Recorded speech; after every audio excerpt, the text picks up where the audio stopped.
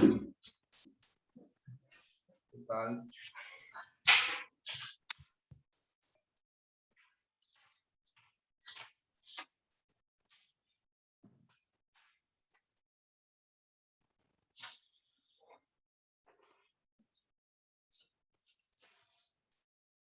Buen día. Buen día. Profe, entre que esperamos que lleguen los demás, ¿le puedo hacer una pregunta? Sí, sí, claro. Eh, es una cosa de las proposiciones categóricas que estuve releyendo y me surgió la duda. Si yo planteo no todos los P son S, ¿es equivalente a decir algunos S no son P? Sí, claro, claro, son equivalentes. Ta, ta, ta. ¿Ves que lo veamos cómo se hace?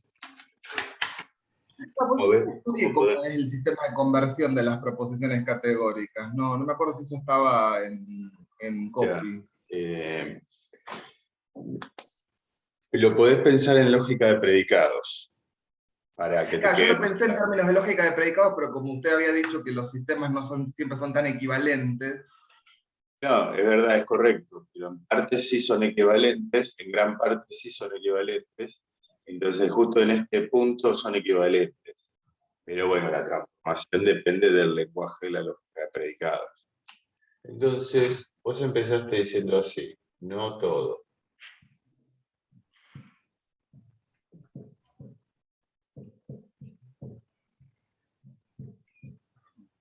Entonces, primero transformo el cuantificador con la interdefinición. Acuérdate que todos es igual a no, alguno no. Entonces, cambio el todos por un existencial y dos negaciones. Pero esta negación ya estaba. Claro, Es decir, acá interdefino el cuantificador universal. claro, por contraposición. Claro, es como una cosa así, sí. La misma definición está en Aristóteles. Esta definición, esto es de lógica de predicados, pero la definición la da Aristóteles. Lo que pasa es que no lo estamos leyendo. Esto es doble negación, ¿no? O sea que esto lo borro, digo. Y ahora transformo el condicional. Estoy negando un condicional. Digo, no es cierto un condicional. Entonces me queda el existencial acá. Y cuando, esto es la interdefinición del condicional, es proposicional. Capaz que vos no te lo acordás ahora. Pero es decir, ¿cuándo es falso un condicional? Te sale intuitivamente. Cuando el antecedente es verdadero y el El consecuente es consecuente falso. es falso. Es decir, algún P y no S. Claro. No todo P entonces S es igual a algún P y no S. No todos los hombres son mortales, es igual a algún hombre no es Mortal. Es complicada, no te creas que es fácil esta proposición, sino que tiene, en la tradición lingüística y lógica, también se la considera una proposición complicada. Sí, es que es medio antiintuitiva para pensarla o hasta cuando uno la dice. Sí, sí, porque te la podés confundir con una E, es decir, se nos confunde con una E a veces. Claro. En el ejemplo, no pasa tanto en castellano, pasa más en inglés. Por ejemplo, el ejemplo, todo lo que brilla no es oro. En castellano decimos, no todo lo que brilla es oro. Pero en inglés, fíjate que es una cuestión lingüística, por eso lo escribo en inglés, ¿no? En inglés se dice así. All that shines. Shine no, glitters. Glitters. Glitter. Glitters. Sí, sí, Que creo que es con doble T, ¿no? Glitter, sí. glitter.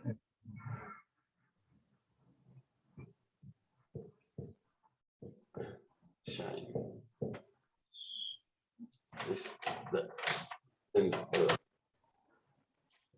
Is not gold. Es decir, todo, parece que fuera todo, no. Pero Claro, eso parece todo, no. Es decir, claro, nada de lo que brilla es oro. Pero no, es incorrecto, es no todo lo que brilla es oro, porque el oro brilla y es oro. claro. Entonces, esto es una proposición o que muchas veces se confunde con una proposición.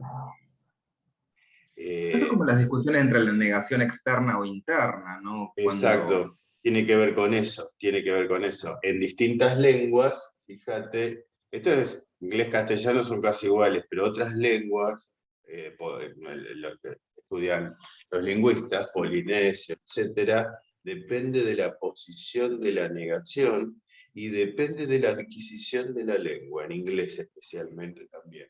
Es decir, la negación en inglés se fue creando, transformando a través del tiempo, hasta llegar a una doble negación. Vos fíjate que esto es una mezcla, esto es una negación acá, bueno, con el verbo ser no pasa, pero con otro verbo tenés que incorporar un di, un das, un do, es decir, un ítem de polaridad negativo. Pasa lo mismo con otros términos como any. Es decir, hay una especie de concordancia negativa, de doble negación, pero no hay doble negación en inglés. En inglés el doble negativo es argot, ahora no me sale la palabra. No, está prohibido el doble negativo. El doble negativo te aparece en el slang, en el rock, te aparece el doble negativo, pero, o en el argot, pero no está prohibido en inglés. ¿Eso qué quiere decir? Es que en un tiempo hubo una doble negación y después fue declinando esa doble negación hasta llegar al momento actual. Así que sí, esos problemas tienen que ver con la historia, con la lógica, con la estructura de la frase y con la historia de la lengua. Cómo hay un ciclo, especialmente para la negación, se llama ciclo de Jespersen. Jespersen. Es un lingüista danés. Él empezó los estudios más que nada sobre la negación, y sobre todo la negación en inglés, la historia de la lengua. Cómo la negación en el inglés antiguo era una negación simple, cómo fue llegando a una doble, después se fue a una simple, hizo un ciclo. Y en la actualidad tenemos lo que tenemos. Y tiene que ver con la fonética también.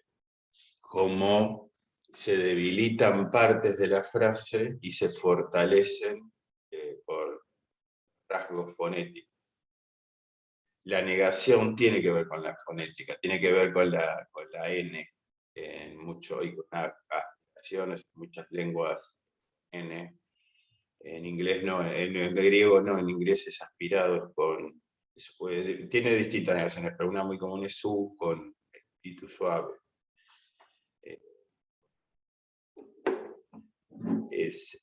Y fíjate que el problema con O también es lógico, que tenemos problemas en los distintos modos, o A, O en la segunda, o A en la tercera, y no es fácil, es decir, es el córner del cuadro de oposición más complicado. Y vos pensalo modalmente o temporalmente. Esto quiere decir, no todo quiere decir alguno no. Entonces, no siempre quiere decir a veces no. Y no necesario quiere decir posible no. Y así todo por el estilo. Y no obligatorio, permitido no. Entonces, se complica más con otros operadores modales, temporales, deónticos, etc.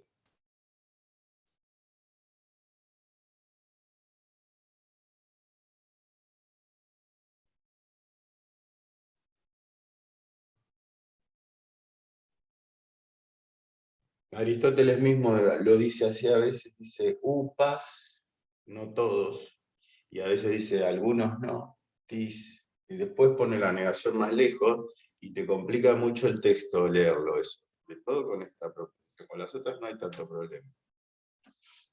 Qué interesante esto que usted menciona, profe, porque casualmente en filosofía del lenguaje estuvimos viendo la clase que tuvimos a Frege y cómo él proponía separar la forma gramatical de la forma lógica y cómo acá es tan relevante la forma gramatical de las estructuras y cómo Sí. se disocia y a veces se asocia dependiendo del momento, ¿no?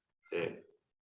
Sí, vos pensás que la idea esa de Frege, o la idea de la primera filosofía analítica, es una idea que quizás hoy ya no está bien. Si bien es correcta parcialmente, que hay una forma lógica versus una forma gramatical, si bien es correcta parcialmente, hoy Gamut volumen 2, por ejemplo, no la sigue, sino que la idea de Gamut volumen 2 es que la lógica no regimenta el lenguaje, sino que el lenguaje tiene su propia estructura y que la lógica debería ir tras del lenguaje para simplemente ser un instrumento de la lingüística. Quizás ver a la lógica como algo menor, como instrumental, o algo que quizás así también la pudieron ver los antiguos, Aristóteles. Pero la idea básica es que no hay una manera de encorsetar al lenguaje, o que no hay que hacer eso, sino que hay que seguir al lenguaje y ver la lógica que tiene el lenguaje. Entonces, no hay versus, no hay lógica, no hay forma lógica versus forma gramatical, sino que más bien hay una coincidencia, que son niveles de análisis del lenguaje, más bien. Y uno es la forma lógica y otro es la forma gramatical. No son lo mismo, no son lo mismo. Más bien, esto es la forma lógica y más bien la forma gramatical sería el árbol del parsing. Parsing es el término inglés para análisis sintáctico. Análisis sintáctico y lógica son los dos grandes métodos de las ciencias sociales. Se descubren cosas con lógica y con el análisis sintáctico. Lo que hace Jespersen ahí en el ciclo es más o menos presentar los primeros análisis sintácticos. No es un generativista, porque es una persona del siglo XIX, que trabajó en principios del XX hasta la década de los 40, 50, es un lingüista, pero es como un previo al generativismo. Estableció métodos de análisis sintáctico, especialmente de árbol, que permiten ver formas gramaticales. Así que, sobre todo en la gramática generativa, surge en los 50, es algo novedoso. Gamut, volumen 2 es de los 80, es más bien nuevo. Son cosas que todavía se están estudiando, pero para los 80 era muy nuevo. Entonces, esa es la idea más bien actual, es la idea que surgió en los discípulos de Carnot, especialmente en Richard Montague. Montague, el de la gramática de Montague, es el primero que tiene la idea, la loca idea, de dar una semántica formal, es decir, un modelo, para un fragmento del inglés, para un fragmento de la lengua natural. Algo que se piensa desde Frege es imposible, porque Frege diría, no tenemos que hacer nada con ese lenguaje natural. Ese lenguaje natural es alocado, parece una preposición, pero eso en realidad hay que encorsetarlo, diría Frege. Está mal el lenguaje natural, tiene problemas, y el problema es que nos hacen pensar en objetos, en metafísica y en esas cosas. Montague dice, no, no tiene ningún problema el lenguaje natural, pero muchos años después, Frege se lo dice en el siglo XIX. Montague está hablando ya en la década del 60, después de ser un discípulo de Carnot. Entonces Montague tiene mucho más material, mucho más conocimiento, es un filósofo analítico contemporáneo, o fue porque trágicamente, ¿no? Pero él es el primero que inaugura esta tendencia, que está más o menos se puede ver en Gamut volumen 2, a partir de los capítulos 4, 5, 6. Hay que saber bastante lógica modal de predicados para ver eso. Pero esa es la idea, es invertir la idea de la primera filosofía analítica. Entonces, no va la lógica atrás del lenguaje, no va la lógica sobre el lenguaje, a regimentar el lenguaje, sino que el lenguaje hace lo que quiere y la lógica ayuda y mira cuando es un instrumento de la lingüística, ¿no? La lógica es mucho más que eso, pero cuando es un instrumento de la lingüística, tal como está en Gamut, la lógica es subsidiaria, es algo que tenemos para ayudarnos. Bueno, por ejemplo, hay distintos manuales de lingüística. Yo siempre que hablo, ahora les quería citar también artículos que comenté la clase pasada, porque hablo y no cito a veces. Yo siempre que hablo de lingüística me manejo con unos manuales, porque no me quiero salir mucho de unos pocos manuales que tengo. Y cuando cuando hablo de gramática generativa me mantengo en un grupo de sistemas, nada más porque es lo que conozco, porque los sistemas son muchos y eso fue avanzando durante el tiempo. Lo que conozco es el anteúltimo sistema. El último es la sintaxis minimalista. El anteúltimo se llama teoría del gobierno y la ligazón. Gobierno es government en inglés, es un anglicismo, no quiere decir gobierno, no tiene nada que ver con política. Gobierno en la frase, no como una parte de la frase gobierna al otro. Teoría del gobierno y la ligazón. Es decir, cómo la frase, la cabeza de la frase gobierna la frase y la liga. De Irene Heigemann. Si quieren se los paso, se los muestro, es muy dificultoso, hay que meterse, pero ahí en el capítulo 3 pueden ver la equivalencia entre la forma fonética, la forma lógica y la forma gramatical.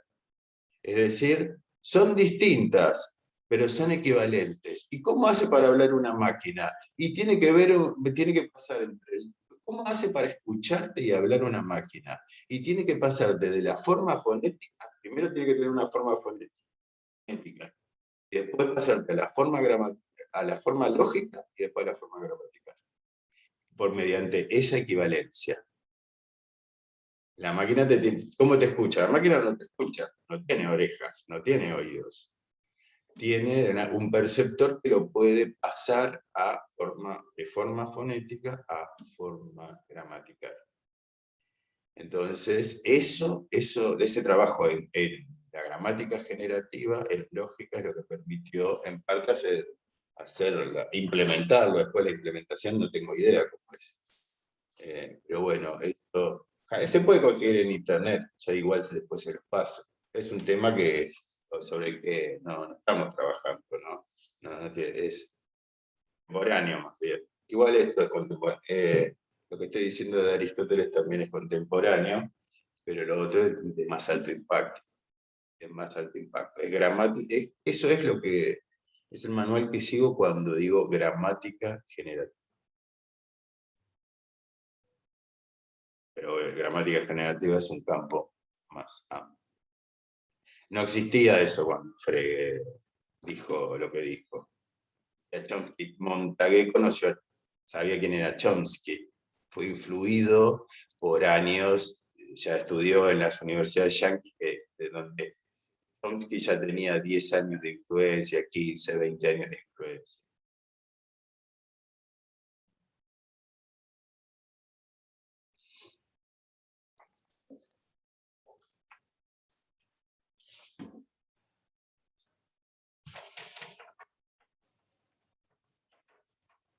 Bueno, no empezamos la clase, todavía estábamos, yo le estaba contestando una pregunta a mi compañero y después me puse a hablar sobre, él me comentó que está leyendo Frege también, y en filosofía del lenguaje, y bueno, me puse a comentar las ideas de Frege y de Montague.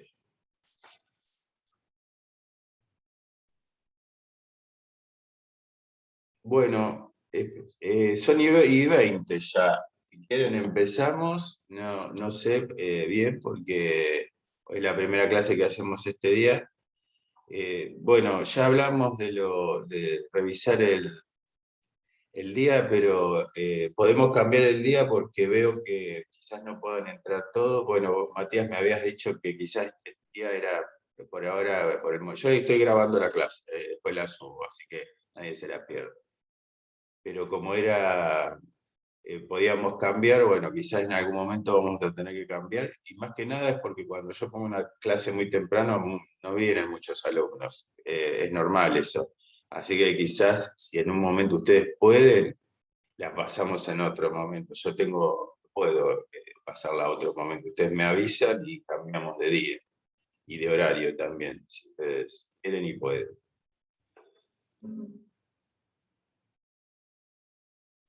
Bueno, y si quieren empezar entonces ya vamos donde habíamos dejado la clase pasada con Lukasiewicz.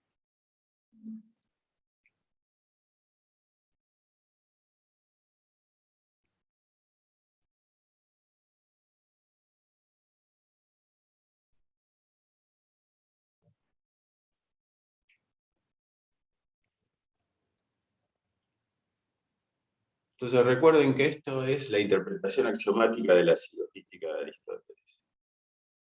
Es en esta primera parte del curso, luego de que repasamos silogística, vamos a hacer interpretaciones.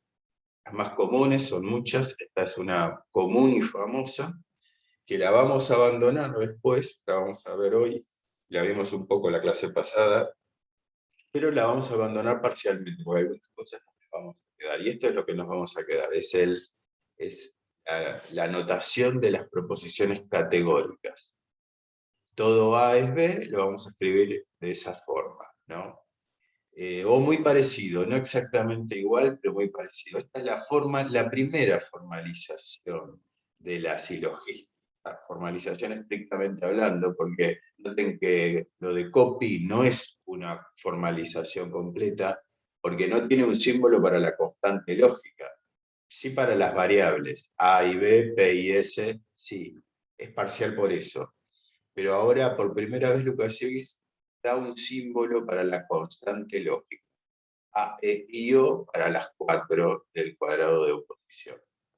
Y si bien muchas veces lo vamos a leer primero el sujeto, como está en la primera columna, después de significa todo A es B, después lo vamos a leer de la otra forma, B pertenece a todo A. Es una forma de invertir la proposición categórica. Nosotros la conocemos como todo A es B, pero recuerden que eso depende de Boesio, especialmente, por eso hoy nosotros la escribimos así. Pero es importante que la veamos al revés, porque puede tener importancia para la prueba. Y en realidad, esta forma de escribirlo fue la forma especial que usó Aristóteles. Es raro para nosotros y era raro para los griegos en ese momento. Es decir, hizo lo mismo que nos pasa a nosotros en la cabeza. Nos invirtió el lenguaje. ¿Para qué? Para decir que era un lenguaje raro, artificial, formal. Así nació el primer lenguaje formal, haciendo algo artificial. Fíjense que de hecho lo hacemos nosotros cuando hacemos un reglamento o cuando escribimos un cartel. Como no saque los brazos, la cabeza por la ventana. Bueno, esto ya lo vimos en la clase pasada. Profesor, perdón, un segundito. ¿Puede subir un poquito el PDF? Sí, no sé si se escuchan. Lo que, o sea, el universal A y B, entonces todo A es B. Ahí sí. Sí, Ahí está. todo ASB es Perfecto. sí. Perfecto. Entonces nosotros nos conviene pronunciarnos como lo pronuncian los griegos, de B pertenece a todo al predicado, el predicado primero al sujeto, pero la notación sigue siendo igual. Y, O sea, ahora sí, acá Lukasiewicz la va a usar así como la primera columna, todo ASB, primero el sujeto. O sea que acá no tengan miedo en este texto. Este texto tiene otras complicaciones de notación. Pero después yo les voy a aclarar cuándo, y en general lo vamos a leer así, pero después les voy a aclarar cuándo lo vamos a tener que invertir. Vamos a decir, si el predicado pertenece a todo el sujeto. claro. ¿Sí? Y entonces la notación va a ser A, B, A. Claro, la vamos a invertir ahí. Voy a poner primero el predicado. En realidad va a ser así, la notación. Va a ser con los términos, los voy a poner con mayúsculas. Tengo que poner el predicado primero y acá adentro la constante lógica lo voy a poner en minúscula. Pero es igual, es como si fuera algo así. A, B, A. Y acá lo voy a escribir. Ah, está bien. Es lo mismo, Claro. ¿no? Es lo mismo, pero ahora después hoy lo vamos a ver. Está bien. Pero sí, tenés razón, entonces lo escribiríamos A, B, A para decir B pertenece a todo A.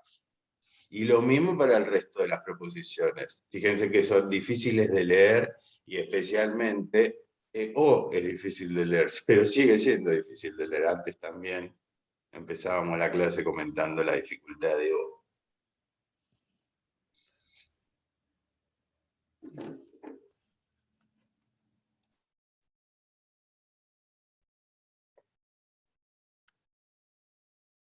Bueno, acá ya les comenté, esto es la notación polaca. Yo acá esto es un scan de mi fotocopia. No tengo la fotocopia entera no tengo el scan entero de Lukasiewicz. Lo tengo en inglés, pero en castellano no.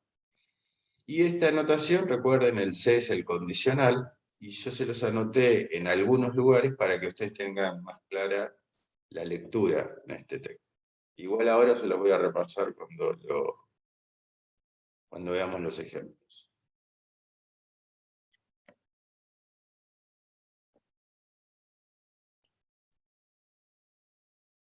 Después la clase la voy a subir al canal de YouTube.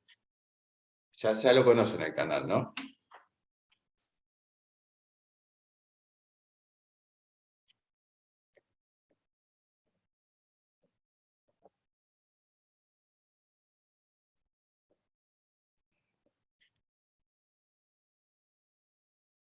El canal es, busquen, ahora no lo tengo acá a mano, busquen Andrés Badenes, se llama Andrés Badenes en YouTube. Y no, nada más. Por ahora tiene cargadas las clases de Lógica 1. Yo después le voy a poner bien no sé cómo hacer, algún cartel para cargarle las clases de Lógica 2. Ahí está, buenísimo. Buenísimo, gracias.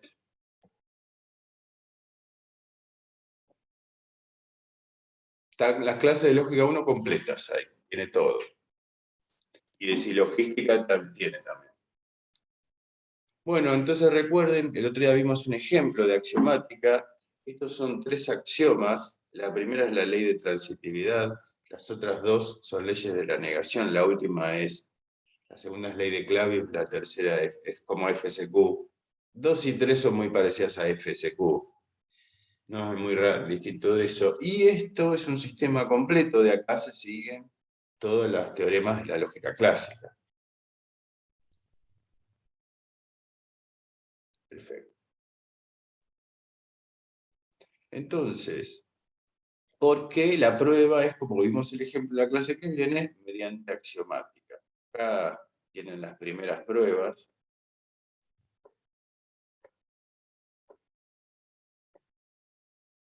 Y las reglas que tiene. Las reglas son modus ponens y sustitución, son las principales reglas. Es decir, yo sustituyo, como hicimos en la clase, tomo los axiomas y sustituyo para lograr un nuevo esquema que respete el esquema del axioma. Y así voy deduciendo mediante modus ponens, es decir, logro armar el antecedente y descargo el consecuente. Primero, la ley de identidad. Fíjense, T5 es CPP, es si P, entonces P. C es el condicional, obviamente. ¿Y cómo se logra? Y bueno, tomando los axiomas primeros, los que vimos recién, T1 es transitividad, T2 la ley de Clavius, etc. Y sustituyendo Q por P, la barra es sustituir. Primero en T1 sustituye Q por todo el bloque TNPQ, es decir, si no P, entonces Q, quiere decir eso. Entonces cada vez que aparece Q, se reemplaza por eso. Y bueno, y nos queda T4, que es el consecuente de T1, porque todo eso era el esquema de T1, sustituido. Y finalmente, si ustedes toman C4 y reemplazan Q por P y R por P, fíjense que les va a quedar PPP, como se los escribía al costado. Es decir, todo queda igual, CCCN, pero en vez de quedar PQR, PR, queda PPP, PP, porque tanto Q como R se reemplazan por P. Quedan 10 minutos, ahora nos conectamos al mismo lugar. Entonces, el antecedente ya está dado, porque es la tesis anterior, es uno de los axiomas. Y entonces, por modus ponens, descargo el consecuente, TPP, es decir, la ley de identidad. Si P, entonces P. Esto es proposicional. ¿Por qué está haciendo esto Lukasiewicz? Porque necesita muchas leyes de lógica proposicional para poder hacer su sistema axiomático. Pero si P entonces P no es una tesis de la xilogística. Y no, Aristóteles nunca vio esa ley, si P entonces P. Y nunca vio todos los A tampoco. Vio algo parecido, pero no exactamente vio la ley de identidad. No tenía, es decir, la silogística no tiene teoremas, porque las proposiciones categóricas A, E y O no son teoremas. Entonces, todos los hombres son mortales, verdadera o falsa. Y todas las demás por el estilo. Aunque da siempre ejemplos de algunas verdaderas esenciales, como todas las vides son plantas de hoja caduca, o todas las vides son plantas anuales. Ese es verdadero, es esencial. Pero es verdadero, pero no es tan esencial, es más o menos esencial. Porque que la vid sea una planta de hoja caduca, o sea, anual, que la parra sea anual, que se le caigan las hojas a la parra, no dice mucho de parra. La encasilla en un grupo de plantas, nada más. Pero bueno, en realidad las proposiciones categóricas son fórmulas atómicas y no son tautología, para nuestro punto de vista. Aunque la parra sea anual, parece una especie de tautología. Como decir, el tomate es anual.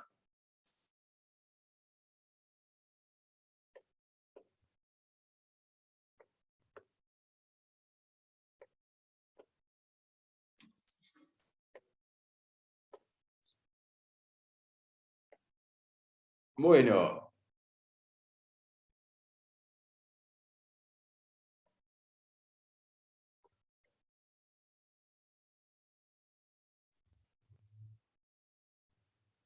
ya hablamos de Crisipo en la clase pasada. Ya lo vimos esto. De los cuantificadores unarios también. Ahora vamos a ver para qué los introduce. A Pierce lo nombra, pero ¿para qué? Porque Y no sé dónde está nombrado Peirce. Ah, Perdóname. en la anterior hoja. No, pero claro, me parece muy así nomás. Yo cuando lo vi no lo leí, no lo leí. Un poquito más arriba.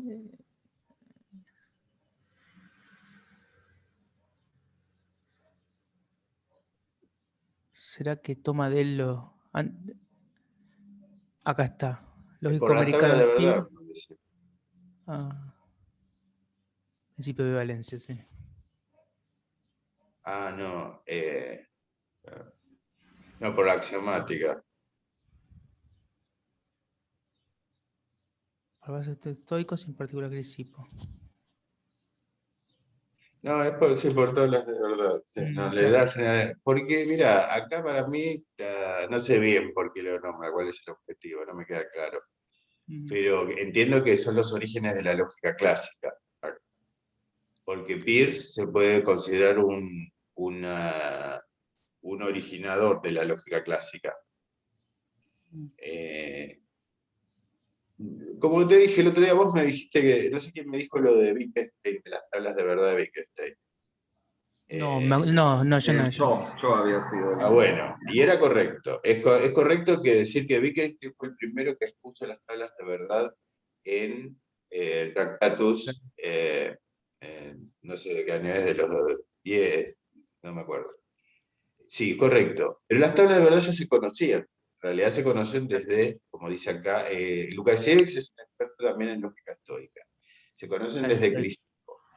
Pero también se conocían, Frege también las conocía. Es decir, Frege es anterior a Wittgenstein. Sí. Pero Frege conocía las tablas de verdad, pero las tenían en notación funcional, no como el esquema. Por eso es correcto decir que el primero es Wittgenstein. Pero la idea de las tablas ya se conocían. Y lo que va a usar acá es las tablas para mostrar la corrección de ciertas tesis. Es decir, es el método de tablas de verdad. Le quiere decir algo así como el método de tablas de verdad o el método de evaluaciones, porque de tablas de verdad depende del esquema que inventó Wittgenstein. No sé si lo inventó Wittgenstein, pero fue el primero que lo expuso. Entonces, no, se refiere a eso, simplemente. Porque quizás también, no sé si es correcto decir que fue el primero que lo expuso, pero sí es una tesis de Van Hayenort, que la lógica clásica, es un problema cómo surgió la lógica clásica. La lógica clásica es el sistema que surgió en el siglo XIX y en el siglo XX. Entonces, la hipótesis de Van Hayenort, que después les menciono el texto, es que hay tres tendencias de donde surge la lógica clásica. Una es Frege, otra es Schroeder. Una es Frege, es la filosofía de la matemática de Frege. Otra es el álgebra de la lógica de Schroeder, en Alemania. Y otra es Peirce, en Estados Unidos. Especialmente el primer sistema de lógica clásica es de Mitchell, es un discípulo de Peirce, y es de la 1870 y pico. Y eso es lo primero.